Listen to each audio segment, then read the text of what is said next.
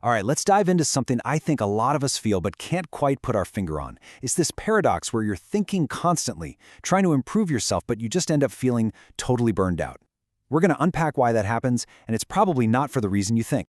So does this hit home? You spend your time reading, learning, reflecting. You're doing all the hard mental work. But instead of feeling energized, you feel completely drained, like your brain is just running on empty. And look, if you feel this way, you're not alone. This is super common, especially for people who are naturally curious and really try to be self-aware.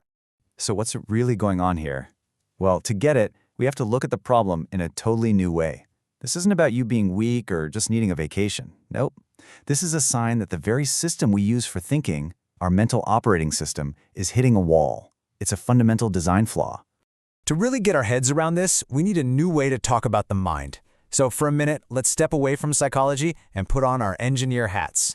We're going to look at your mind through this really cool lens called the inner OS, a concept from a framework known as reflective humanism. So what is this inner OS? Well, think of it like the Windows or Mac OS for your consciousness. It's the background software that's always running, managing how you process everything. New ideas, your own emotions, you name it. It's this silent, invisible system that's dictating your whole mental performance. And this, right here, is the absolute game changer. We're shifting from asking, "Oh, what's wrong with me?" to, "Hey, what's the structural issue in how my OS is running?" And you know what? That lets us look at the problem without all the judgment and blame. It's incredibly freeing. Okay, so when our inner OS starts to lag and overheat and eventually crash, it's not random. The whole breakdown really boils down to two specific, major imbalances that are feeding off of each other. And this slide just lays it out perfectly.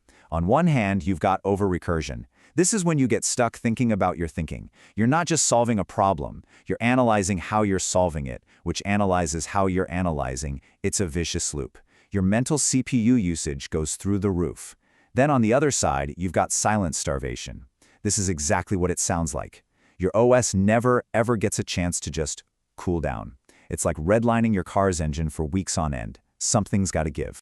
And here is the absolute key. It's not a bug, it's a flaw in the original specs. Your inner OS has this incredibly powerful engine for self-reflection, right? But it's almost like the designers forgot to install a stop button. It's programmed to just go and go and go, until it literally burns itself out. So, what on earth is the fix? Well, it all starts with completely changing how we think about silence. We need to stop seeing it as just empty time and start seeing it as an essential, active function that keeps our whole mental system healthy. I really want this to sink in. Our culture has basically taught us that if we aren't actively thinking, producing, or solving, we're being lazy. We have to unlearn that, and fast. Silence isn't the absence of something. It's a completely different and totally necessary kind of mental activity. So, here's the new definition we need to install in our brains.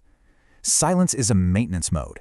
Its job is to deliberately shut down that recursive looping part of your brain so you can get back what the source material calls spare capacity. You know that feeling? That mental white space where you actually have room to think clearly? And to make it even more real, this state has a name, which I think is just brilliant. Health scan mode. It's like running a diagnostic check on your computer. You're not trying to find faults or fix anything. You're just taking a moment to observe the system as it is. So how do you actually do it? How do you boot up health scan mode? The rules are incredibly simple, but that doesn't mean they're easy. First, you don't try to be creative. No new ideas. Second, you stop trying to solve problems. Just let them be. Third, and this is the hardest one, you suspend all judgment. No, this is good. No, this is bad. And finally, you just watch. You just observe what's happening in your mind without messing with it. That's it. That's the cool-down cycle your brain has been begging you for. All right, this brings us to our final, and honestly most important point. It's a question that takes all these ideas and turns them into a really practical system check for your own life.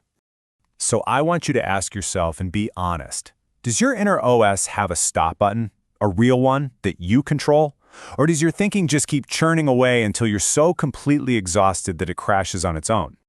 Let me put it another way. Is silence a tool you use on purpose, like choosing to run a health scan to keep your system in good shape? Or is silence just the name you give to the wreckage after your OS has totally overheated and you've hit a mental blue screen of death? And we're going to leave you with that final, pretty profound thought. In a world that is obsessed with thinking, with analysis, with going deeper and deeper, maybe the truest sign of an advanced mind isn't how fast it can think, but how wisely it knows when to just stop.